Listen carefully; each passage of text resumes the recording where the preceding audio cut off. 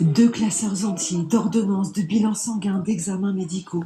Océane a failli mourir à la naissance, puis elle a eu des problèmes d'immunité, de malformation et a multiplié les séjours à l'hôpital.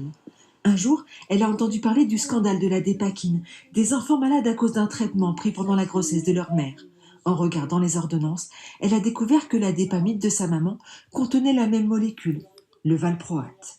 J'en veux surtout pas à ma mère déjà, parce que je sais qu'elle culpabilise par rapport à ça, mais je trouve ça normal de se soigner quand on est malade, y a pas le choix. Donc j'en voudrais plus aux laboratoires qui, eux, en faisant des analyses avant de mettre le médicament sur le marché, étaient forcément au courant de certaines conséquences.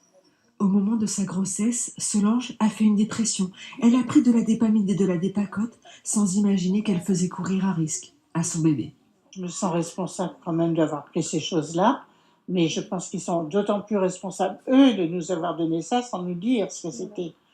D'autant plus que maintenant, sur les nouveaux médicaments, enfin les nouvelles boîtes de médicaments, il est noté que c'est très dangereux pour une femme enceinte de prendre ces médicaments-là.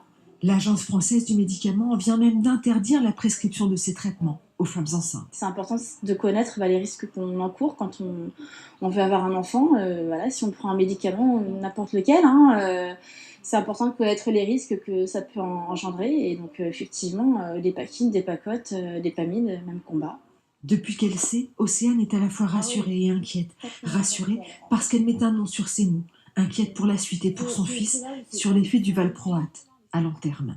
Ils ont tué toute une lignée en fait génétique, et pas qu'une. Quand je vois tout le nombre de victimes et certains qui sont encore plus impactés, ça fait vraiment mal de voir les dégâts qu'ils ont pu faire, vraiment.